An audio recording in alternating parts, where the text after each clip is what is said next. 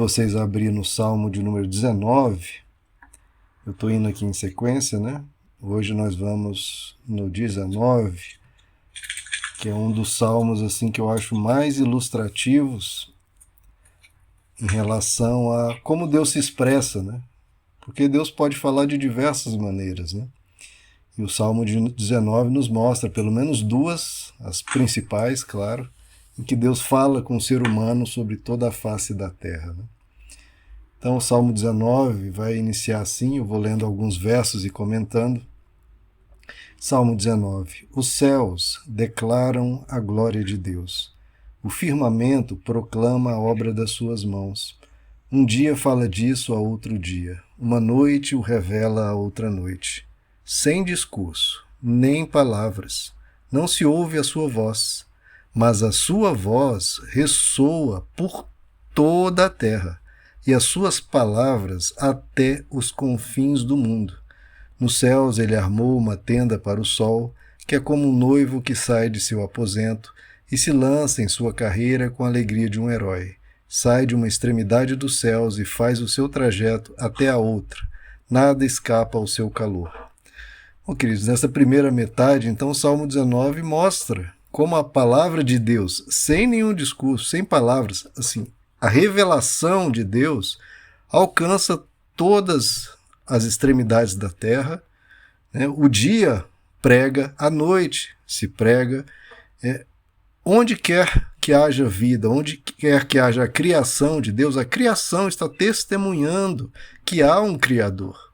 Os céus declaram a glória de Deus, o firmamento, a terra, proclama a obra das mãos dele. Tudo que nos cerca está pregando a nós que há um Criador, há alguém que fez todas essas coisas, alguém que se preocupou em criar beleza, em criar ordem, em criar harmonia, em criar consciência, em criar, enfim, a dar ao ser humano a capacidade de gerar vida, de produzir coisas novas, de criar. Tudo está declarando a glória de Deus, tudo, absolutamente tudo. O ateu está declarando a glória de Deus, querendo ou não. Cada pedaço de madeira, cada pedra, cada rio, cada lago, cada montanha, tudo está declarando a glória de Deus. E é por isso que lá em Romanos capítulo 1 diz que, né, o que de Deus se pode conhecer, os seus atributos invisíveis, você vê e observa na criação. Então todo ser, por isso que em toda a face da terra, pode ser na ilha, uma ilha isolada, em que se não chegou nenhum contato, nada, lá você chega lá, você vai ver eles adorando alguma espécie de divindade, dado um nome qualquer, mas sempre há adoração, porque tudo está declarando a glória de Deus. Na teologia a gente chama isso de a revelação natural. Então Deus está sendo revelado na natureza.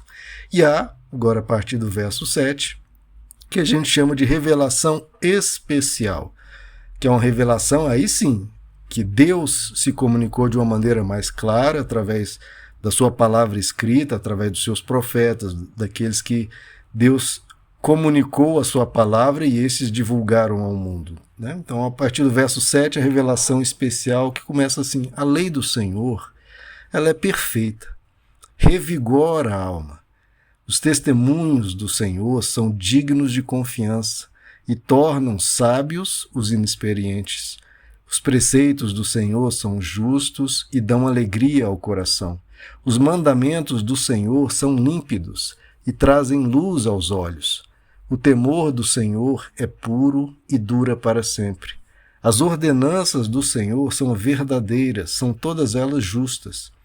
Então, nessa parte aqui está falando como essa revelação de Deus que nos é comunicada pelas Escrituras, como ela é perfeita, como ela revigora a alma, como ela nos dá sabedoria. Pode ser uma pessoa mais simples. Se ela lê a palavra de Deus, ela vai adquirindo sabedoria, vai se tornando uma pessoa um pouco mais equilibrada, que vai ter melhores traquejos com os desafios, os dilemas da vida, porque é uma sabedoria que transcende até mesmo ao ser humano, porque vem do Senhor. E ali há justiça, são mandamentos que trazem luz, que transformam o ser humano, que nos geram paz, geram confiança, nos dão alegria, uma das palavras utilizadas aqui, dão alegria e revigora a alma. Nós estamos vendo nós numa sociedade que escapou dos grandes perigos, né?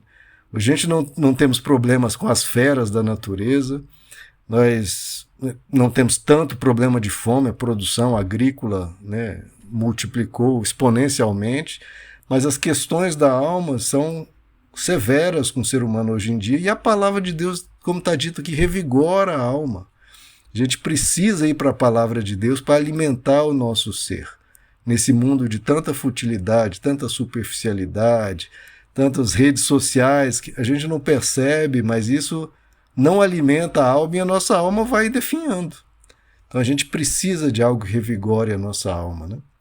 No verso 10, são mais desejáveis do que o ouro, do que muito ouro puro. São mais doces que o mel, do que as gotas do favo.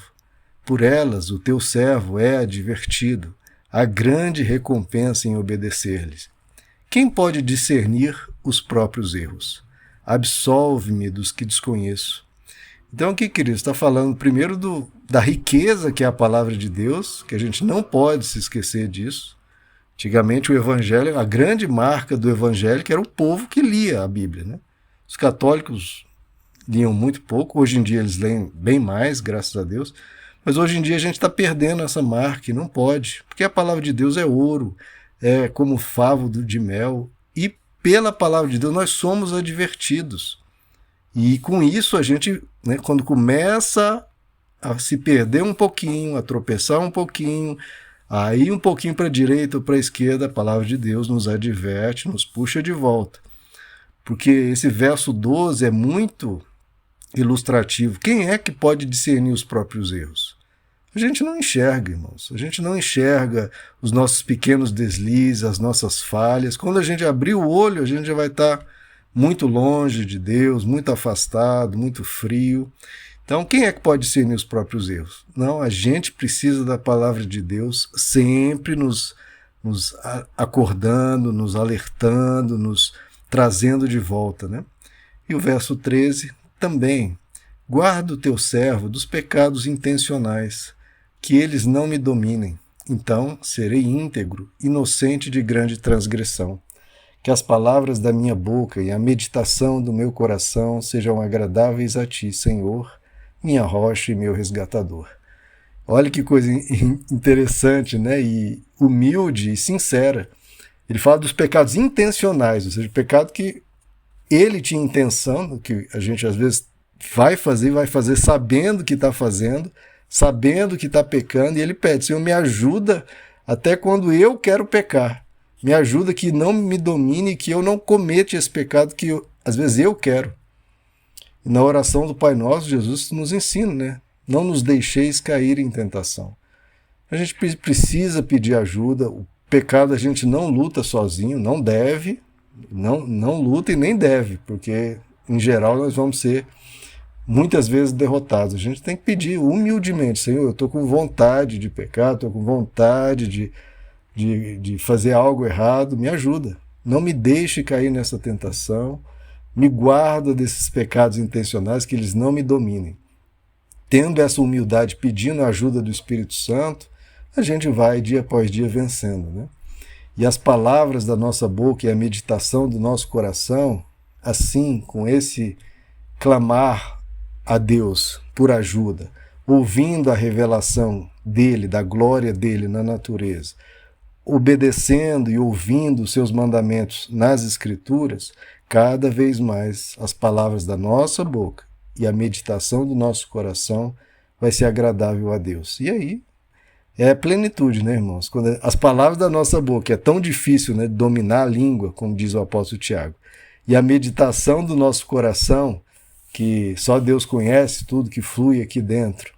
E se isso tudo, tanto as palavras que dizemos e as palavras que estão no nosso coração, se isso for agradável ao Senhor, aí a nossa vida vai ser realmente cada vez, como diz a palavra, vai ser como a luz da aurora, né? Que vai brilhar cada dia mais até ser dia perfeito. Que a gente possa nunca, queridos, deixar de buscar a palavra de Deus, os preceitos do Senhor, que valem mais do que o ouro, com certeza. Vamos orar, amados? Senhor nosso Deus, nós clamamos a Ti, Senhor, que o Senhor sempre te revele a nós, que o Senhor sempre comunique ao nosso coração a Tua palavra, os desejos do Teu coração.